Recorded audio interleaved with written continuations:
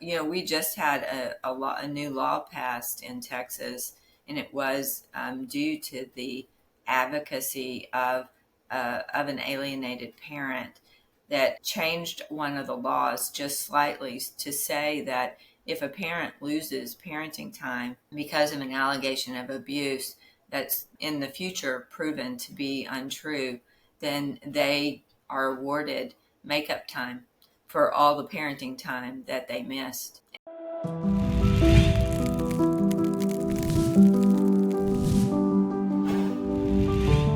Hi, my name is Lawrence Strauss, and welcome to the Family Disappeared podcast. Today we have a fantastic show. We have Dr. Kelley Baker on the show, and she has some wonderful information about the court system, assessments, no contact orders, and a really cool story at the end about a case that she just finished where she had a whole team all working and rowing in the same direction. And it's really exciting because this is actually a path forward model in all the stuff that we're struggling with, and really, it really makes me hopeful. If you're new to the community, welcome to the community. It's great to have you here. We have a bunch of wonderful stuff in the show notes, and we'll have all of Dr. Baker's stuff in the show notes as well. We have a free 12-step program, which is Parental Alienation Anonymous. We got 17, 18 meetings a week. It's great. It's community. It's a family of choice, and it's a wonderful way to get some support. If you're interested, that stuff will be in the show notes. Email address, familydisappeared@gmail.com. Let us know what you think about the show. Any suggestions, guests, share. We would love to have you do that. And Dr. Baker is going to be giving away a free consultation. She doesn't usually work one-on-one with folks, but she's offering a free consultation to one lucky winner out there. So if you're interested in getting that, go to YouTube or one of our other social media channels and write Dr. Kelley Baker Rocks, and you will get entered into that drawing. And with that, let's jump into the show. In the beginning stages of my struggles with parental alienation, and I didn't have the language for that. If you're new to the show, for the first 8 years, I didn't have any kind of languaging. And when I found the word parental alienation, like so many of the different aspects of what I was struggling with fell into the framework of parental alienation.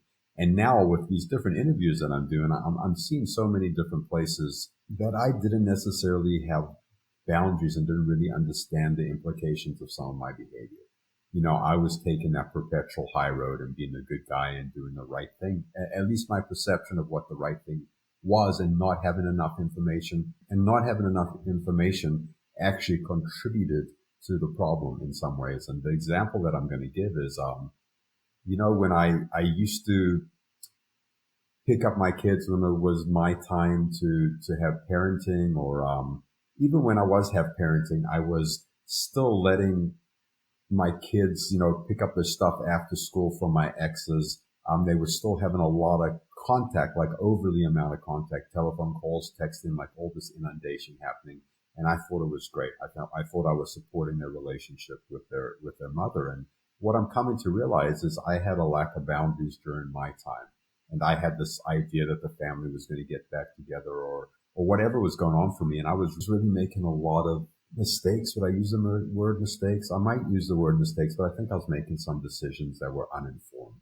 And if I was to do it again, I would have everything taken care of before I got my kids' time. I'd make sure that I was picking up all their stuff. I was making sure that some of that contact was limited, and actually requesting that and advocating. I can't say that I was a victim, because I wasn't advocating for myself, and I didn't even understand that I needed to advocate for myself. So a lot of the show today is about advocacy, is about taking care of yourself, it's about educating yourself, as so many of the shows are. And I hope you're going to enjoy it. Remember to like, share.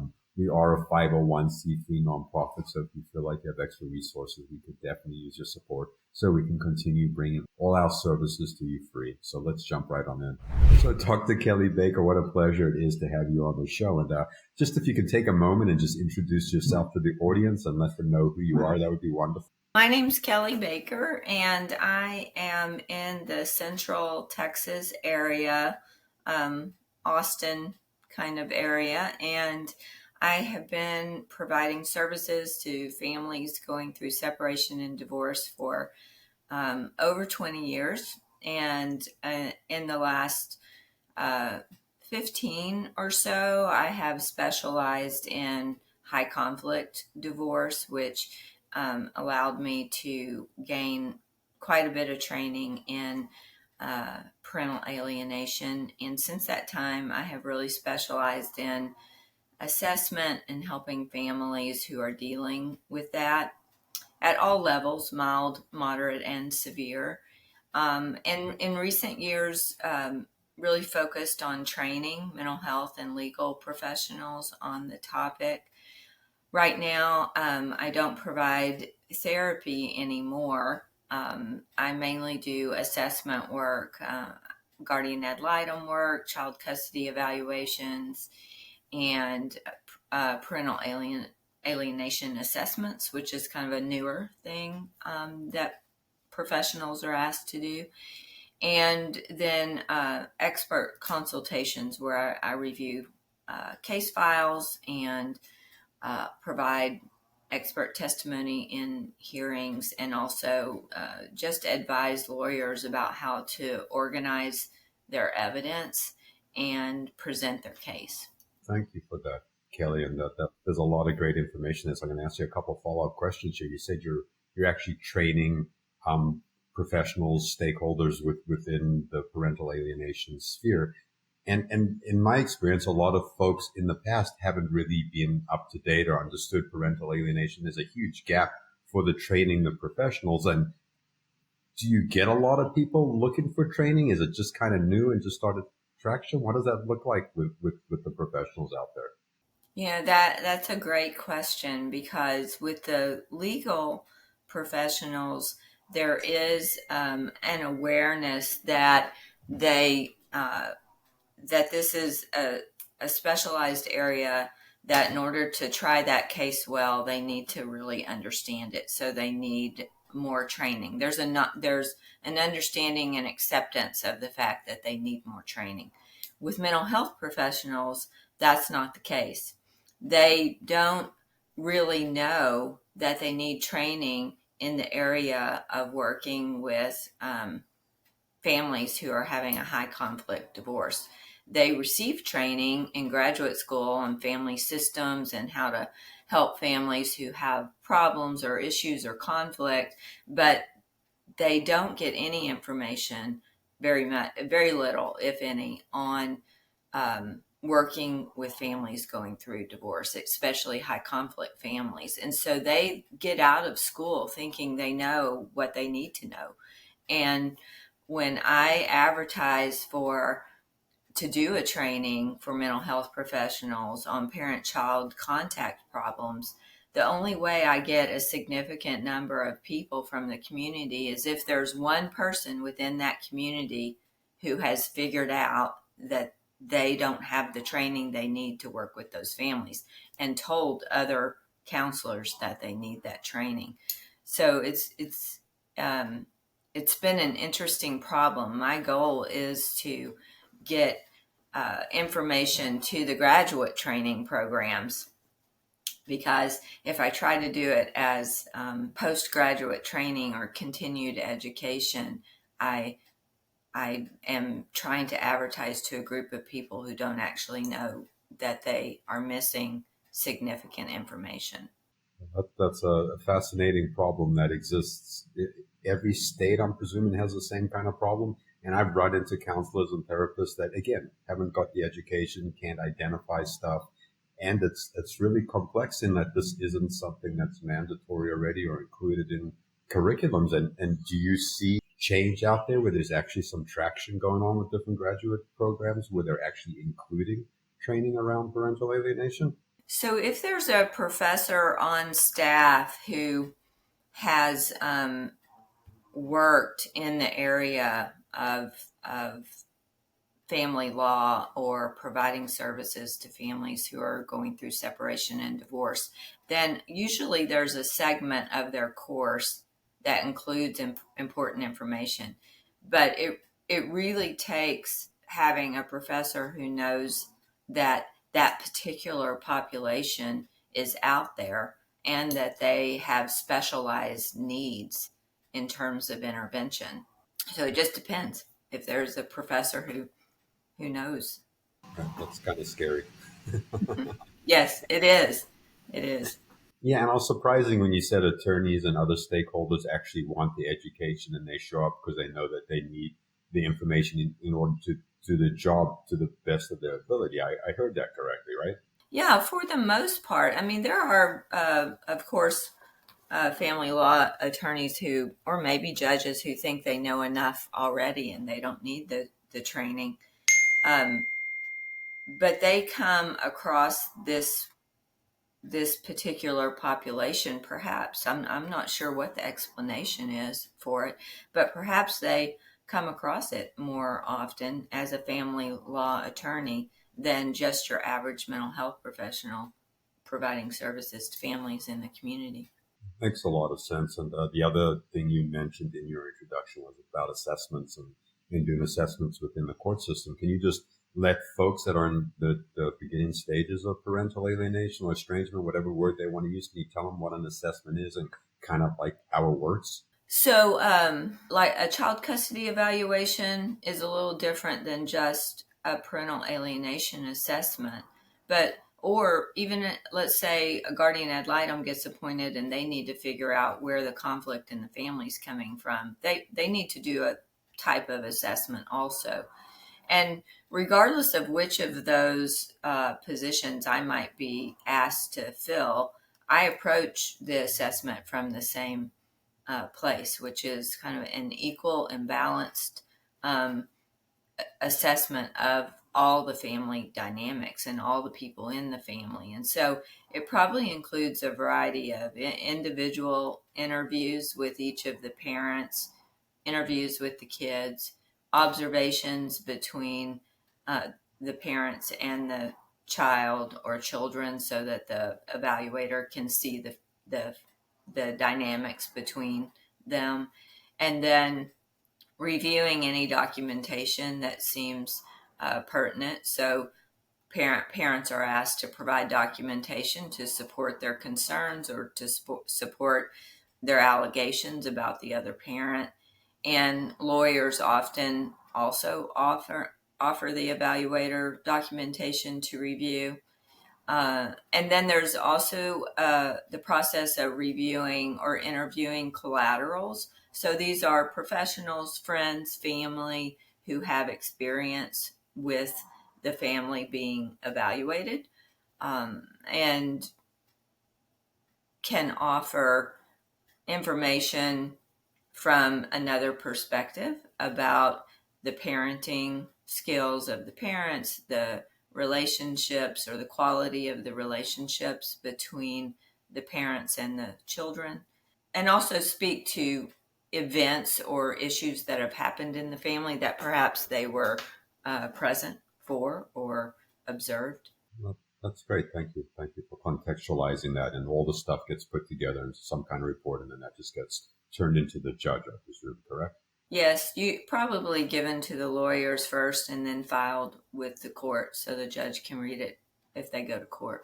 Great, great. Thank you for clarifying that. And so, with parental alienation, what are some of the essential things for parents or professionals to recognize? I know it's a pretty common question, but I'd love to hear your perspective of what you think is the most important thing for folks to recognize. Okay, I think it depends on the level of resistance that the child is exhibiting towards one parent. So, in a mild case, I think parents might see the child as upset or distraught at the time of the transition or on the day that the child moves from one parent to the other. But then the receiving parent would probably report pretty quickly that the child calmed down once they got in the car and once they got down the street, or maybe once they got back to the house. And then they had a pretty good weekend, a normal weekend after that. So there's, in mild cases, there's the child's behavior and mood is disrupted right around the transition time, but then it calms down once the transition occurs. In a moderate case, you're going to see that disgruntledness in the child or or the emotional upset in the child last a little bit longer. And you might also, the receiving parent might also see the child trying to provoke them somewhat into some angry response. So there's a need for the child to get the parent to do something wrong so that they have a reason to go home. So in a moderate case, the parent might feel that the child is trying to cause some conflict with them throughout the weekend, and that doesn't go away as quickly like it does in a mild case. And then in a severe case, I think the things that stand out are the extreme emotions in the child of hatred, expressed hatred towards the parent, and kind of an absolute or total rejection of a relationship with the parent or spending time with them or any kind of contact with the parent. And those stand out pretty quickly, those because they are so extreme and absolute. Right. There's also something that I hear a lot with children where children actually like shut down and go quiet and don't really communicate or always in their room or something like that. Would that be a mild, a moderate, and an extreme case? Where does that fall on the spectrum? It might depend on what happens the rest of the time that they're with the parent. And sometimes shutting down can just be feeling overwhelmed by the situation. If it lasts all weekend or all week that they're there with the parent, where they're trying to stay held up in their room all weekend, then that can be a pretty severe case, even though the child is still transitioning to the other parent. But if they spend all of their time with that parent trying to avoid them, then that can still be pretty extreme in nature and be considered a severe case. Okay. And it also is a survival mechanism for the kid in the transition where they just got to shut down in order to survive, right? They're just trying to take care of themselves, and that's the only real strategy that they have at that point. Yes, I mean, it could definitely be that, yes. Can you also let us just know like the difference between parental alienation and estrangement from your perspective? How would you sum that up? Yeah. So those things are very different. Estrangement is a child's resistance or rejection of the parent that's based on real behavior. So it's justified. The resistance to the parent is based on the fact that the parents behaved badly or treated the child badly or maybe had violent, angry episodes in front of the child. And parental alienation is an unjustified rejection of the parent. So parental alienation is based on false information to the child about the parent or severely exaggerated negative information that's given to the child about the parent. And so in the case of estrangement, you would be working with the parent to change the problematic behavior that they engaged in that causes the child to be afraid to be around them or to be angry at them. Whereas in parental alienation, your focus is going to be on finding the source of the exaggerated information and correcting the distortion, either in correcting the distortion that's coming from the favored parent to the child or correcting the distortion for the child so that they have an accurate view of their parent, and don't feel the need to resist or reject. Great. Thank you for that clarification. And I have another question on that. So a child's experiencing alienation, and when they hit 18, like a lot of parents think, hey, at 18, because they're adults, it turns into estrangement. But if it's still alienation, alienation continues until alienation continues, and the wording doesn't switch to estrangement. It's still alienation if it's distorted mirroring or just made up stuff not to want to engage with the parent, correct? Like it'll go on no matter what age the child turns into. Right. If the rejection of the parent is based on false information, then the child or even the adult, the young adult, is still rejecting based on false information. So they would still be described as being affected by parental alienation. Great. Thank you for that, because that's a distinction that I hear a lot of people, including myself, getting confused around, is that, yeah, 40, 30, 60, if alienation is still present, then it's still alienation. It doesn't turn into estrangement just because we classify them as 18 and above and as adults. So that's really useful. And, so what challenges do you see that arise when there's allegations of abuse that come across, in a case or an evaluation or anything like that? What challenges arise in really understanding if that's real or not real, or how to even figure it out? Right. So, I mean, the primary task for a mental health professional is to ensure the child is safe, right? So when there's an allegation of abuse, I mean, it just has to be one of the first things that's done is to differentiate between if it's accurate or if it's false, right? And so, does there need to be some sort of assessment going on as therapy proceeds, or does therapy need to stop in order for the assessment to be completed? I mean, your treatment plan as a mental health professional relies on accurate assessment. If the abuse allegations are accurate, then you're going to proceed with more of a child protection model. And if they're not accurate, then you're going to proceed with helping the child figure out that their perceptions are based on distorted information. And so there's two very different treatment plans in place. So the first challenge is figuring out whether or not those allegations are substantiated or not. And it seems like sometimes they are substantiated and the child needs to be protected, and sometimes the child believes that they're real, but they're not. They're just information that they have taken on or projecting for the other parent.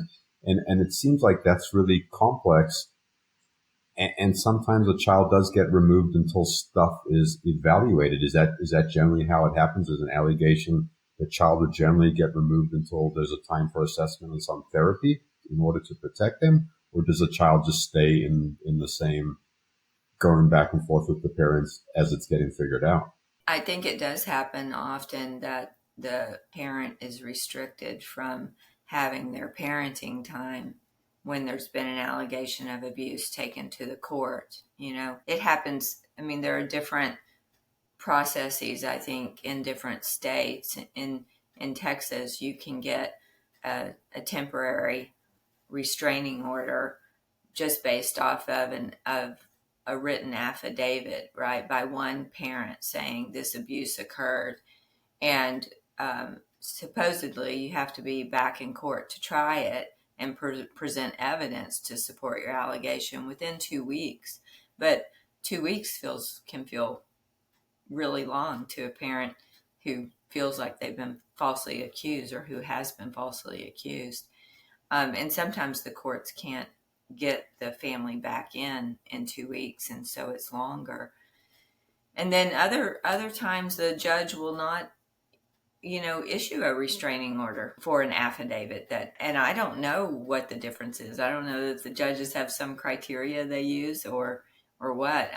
Child Protective Services isn't as quick to just stop contact between the parent and the child. I mean, they'll usually do an investigation and have, if they have findings, then they might have some sort of safety plan in place. I know I'm in California, and I know that a lot of times once there's an allegation and the child gets a order of protection, that the court system just grinds to a halt, and sometimes it's like months trying to resolve this and figure it out if it's real or not real, and the parent the allegations have get made against just kind of gets stuck in this huge loop and bureaucracy. Do you find that same thing happening in Texas and potentially other states? Yes, I think it is one of the problems that parents who have been falsely accused of abuse uh, deal with is this very process that is so slow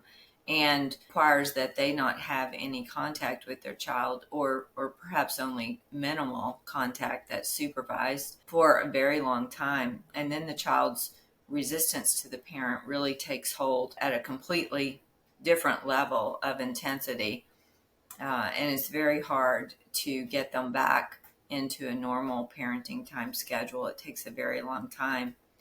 We just had a new law passed in Texas, and it was due to the advocacy of an alienated parent that changed one of the laws just slightly to say that if a parent loses parenting time because of an allegation of abuse that's in the future proven to be untrue, then they are awarded makeup time for all the parenting time that they missed. And so that is in our Texas Family Code now, and judges will be making new orders now for makeup time, which was evidently took a great deal of work from the man who was able to get that passed, years of his life to get that passed. That's an incredible story and beautiful. And I would say, like, for anyone out there struggling in the community with parental alienation, like, unfortunately we need to become our own advocates. And like the story of this man in Texas, if we don't do the work and don't put our feet on the ground and don't invest the time, nothing's going to change. And it doesn't seem fair, but unfortunately that's the way it is. Like, we have to advocate for the families and the other parents that are just starting on this journey. So I love that story. And once an allegation has been made, do you find even if the allegation is disproved that there's still a stigma with that one parent and it affects the whole case as you're going along? Does that stuff come up? If the allegation is disproved, Correct. Yeah. Even if it's disproved, is there still a stigma and that parent's still kind of like stuck in a box because of that throughout the case? it might depend on the nature of the allegation. So I've also seen it go where there was a serious allegation made against the parent, and the parent who made the allegation is found to be distorting and lying about the other parent.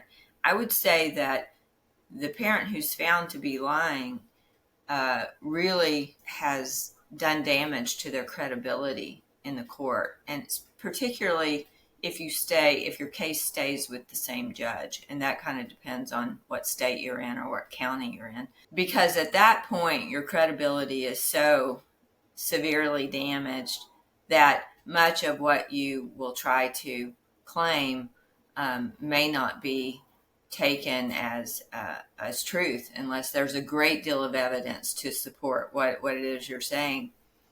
I find that parents are most continue to struggle with community perceptions, right? Like in the schools, or they were presented to teachers or to staff or to coaches who coach the extracurricular activities as abusive.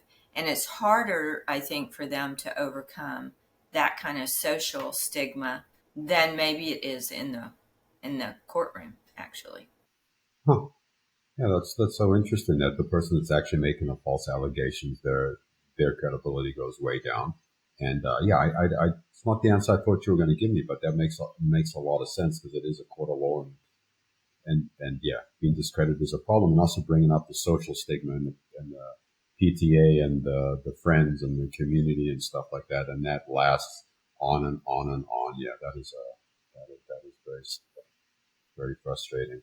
And what other stuff do you find in the court to be frustrating that seems to maybe stall the cases or not really give you the freedom to really help the families and stuff like that? Are there other things within the court system that you find to be somewhat broken?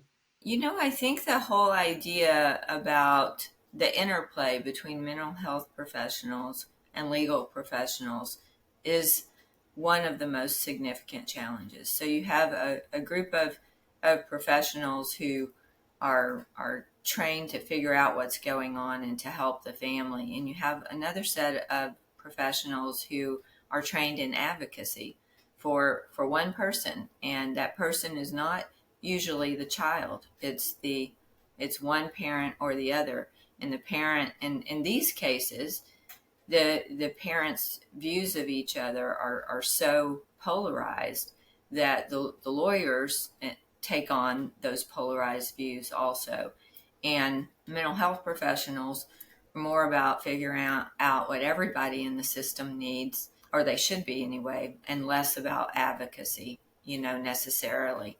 And so finding a way to work together, because I have found that successful reunification can really be enhanced with legal professionals and mental health professionals working together to set up containment for the family, which means, court orders that are written in a detailed way about an intervention that's recommended, and the judge ruling on the intervention, and then that's reflected in a court order, and they're written up quickly so that everybody has something to go by and everybody's following the same rules.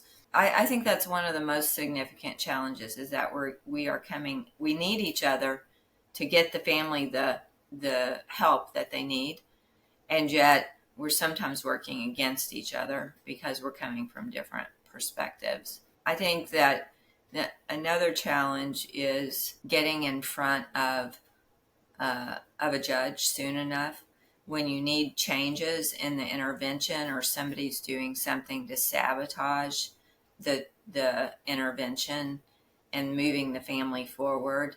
If it takes 3 months to get in, to have a judge hear it and then order something different, that's a problem. I think having too many mental health professionals working with the family who are not being organized to work as a team can be horribly destructive. You can have one person working towards reunification and getting the parent and the child back on a normal parenting time schedule, and you have another therapist working with the child in terms of the child having been abused and not needing any contact with the parent, right? So it's really important that the mental health professionals be working in a unified way. And I've found that they won't do that on their own. Usually they need somebody who organizes team meetings, who checks in with them regularly, who's making sure the individual therapist goals are aligned with the family therapist goals, and everybody's pointed in the same direction. So with the different therapists working with different family members or the whole family together, they're independent folks, and like, who would coordinate the information, the change? Is that the parent advocating for that and getting everyone together? Is that through a court order? Is there a special person that does that? Who would actually help support that? Wow, what a great show. That was really interesting. The conversation and some of the topics that we're talking about have different nuances, and it's interesting talking to someone that's practicing out in Texas and hearing how their court system works. And I love the idea of teamwork and getting folks rowing in the same direction and trying to set up some kind of parameters that's possible. And finances becomes an obstacle for so many people because it does get expensive. But how can we advocate for ourselves? How can we ask the questions within the court system? Is there someone that manages the different teams? Can we ask our attorneys to have the teams working together? There's so many wonderful pieces of information to think about there on how we're advocating for ourselves and what we're asking for and what we're needing in some of our battles, whether it's in court or it's not in court. So really informative, a lot of great stuff to think about. And thanks for coming along for the journey today. And if you remember, Dr. Kelley Baker is giving away a free consultation. It's going to be a raffle. There'll be one winner.